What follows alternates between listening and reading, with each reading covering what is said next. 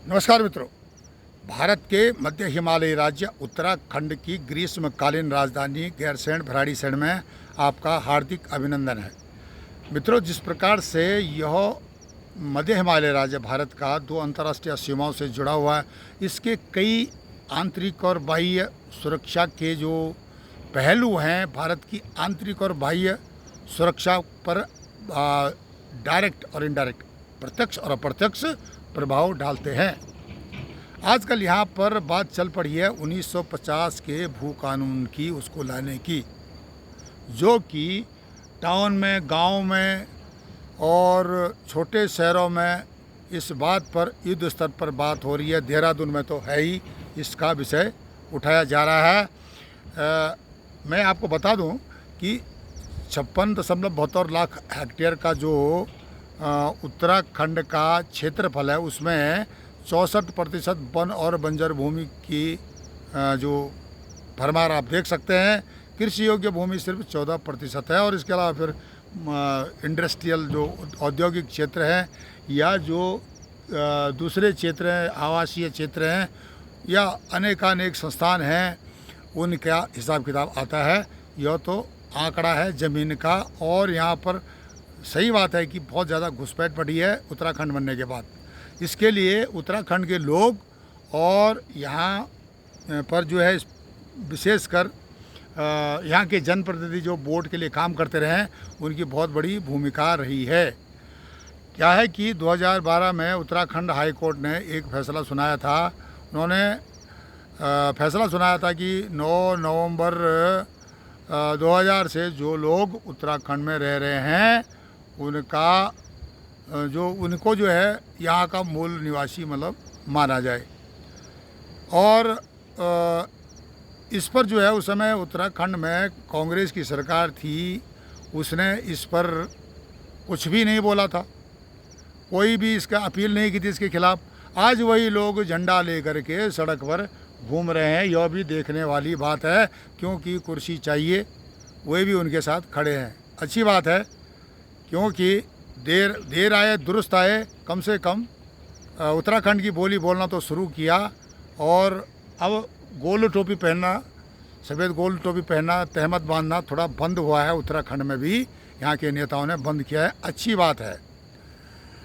अब 1960 से लेकर के 1964 के मध्य यहाँ बंदोबस्त हुआ था, भूमि का सर्वेक्षण बोलते इसको। उससे पहले 1815 से लेकर के 1816 में अंग्रेज़ों ने 2 वर्ष के अंदर यहाँ पर बंदोबस्त किया था, सर्वेक्षण का, भू सर्वेक्षण किया था। आज़ादी के बाद 1950 भूमि सुधार एक्ट का यहाँ पर अस्तित्व में आना हुआ, और 2008 में भूमि खरीद की सीमा माननीय जनरल खंडूड़ी साहब ने 250 स्क्वायर मीटर तक रखी थी। यह एक बहुत अच्छा काम था।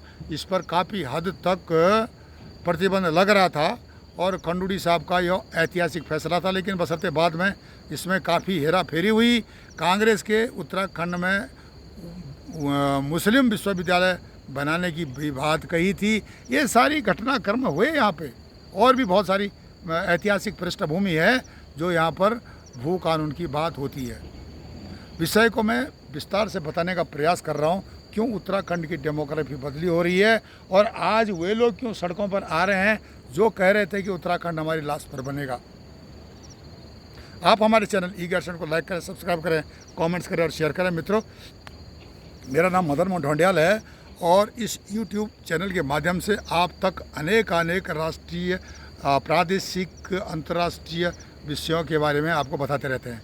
यहाँ पर आपको मैं बता देना चाहता हूँ कि मैं न यहाँ पर इजराइल ईरान के कॉन्फ्लिक्ट से थर्ड वर्ल्ड वार की बात कर रहा हूँ, ना ग्लोबल साउथ पीस की बात कर रहा हूँ, ना इकोनॉमिकल वारफेयर की बात कर रहा हूँ।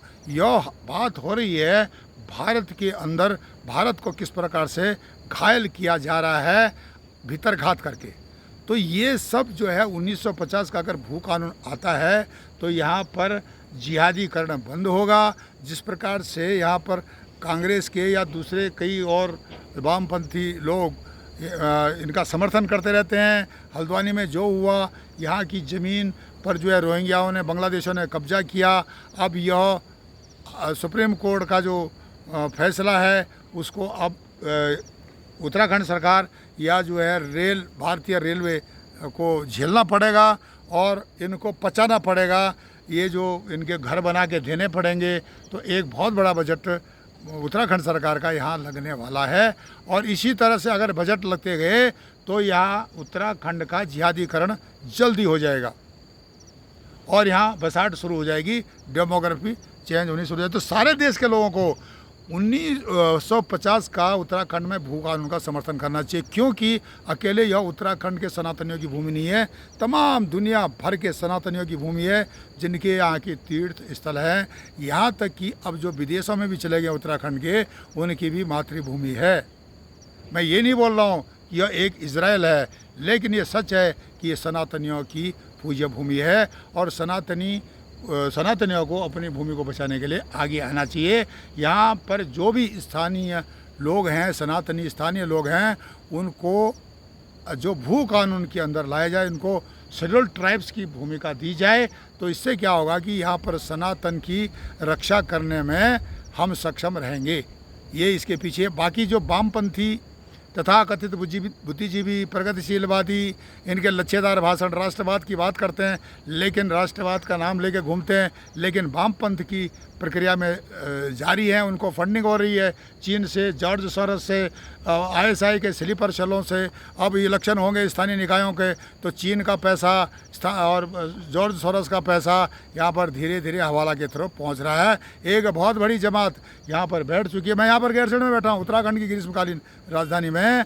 यहाँ पर जो है एक भी वोटर नहीं था 25 साल पहले, और आज यहाँ पर 260 वोटर बाहर के हैं। स्थानीय मुसलमानों की बात मैं नहीं करता हूँ, क्योंकि वो बहुत दिन से यहाँ रह रहे हैं, 100 साल से रह रहे हैं, तो उनकी बात यहाँ पर नहीं हो रही।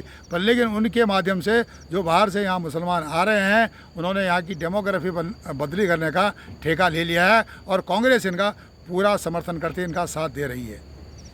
आपसे मेरा अनुरोध है, तमाम दुनिया भर के सनातनियों से, उत्तराखंड में 1950 के भू कानून का समर्थन किया जाए और यहाँ पर जो स्थानीय लोग हैं उनको यहाँ पर शेड्यूल्ड ट्राइब्स का दर्जा दिया जाए या 1950 के भू कानून को इम्प्लीमेंट किया जाए। यह भारत सरकार का है, कोई विदेश का नहीं है, या स्थानीय लोगों ने नहीं बनाया है, ये भारत ने बनाया है भारत की भूमि की रक्षा के लिए। लेकिन आज स्थिति यह है कि जो सड़कों पर हैं, झंडा डंडा लेके घूम रहे हैं, उन लोगों को भी समझाया जाए कि भाई तुमने ये पहले अपने शासनकाल में क्यों नहीं किया, अब तुम इसको कुर्सी के लिए हाय हाय ताय तौबा कर रहे हो, धरती पीट रहे हो, क्यों ऐसा काम कर रहे हो।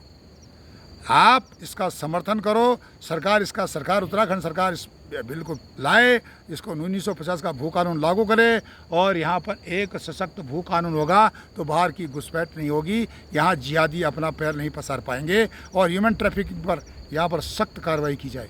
क्योंकि अगर ये शेड्यूल्ड ट्राइब्स एरिया घोषित होता है तो जो पाकिस्तान स्थित आईएसआई का जो स्लीपर सेल है, जो उसका हेडक्वार्टर है और स्लीपर सेल चलाता है उत्तराखंड में, यहाँ पर उसने जो तमाम अपने गजवा हिंद के सैनिक भेज चुका हो, तो इनको प्रहार करने के लिए समय आ चुका है। सारे उत्तराखंड के सनातनी हो या दुनिया भर के सनातनी हो, इस विषय को गंभीरता से लें। आप हमारे चैनल ई-गैरसैंण को लाइक करें, सब्सक्राइब करें, कमेंट्स करें, शेयर करें। तब तक ले नमस्कार, धन्यवाद।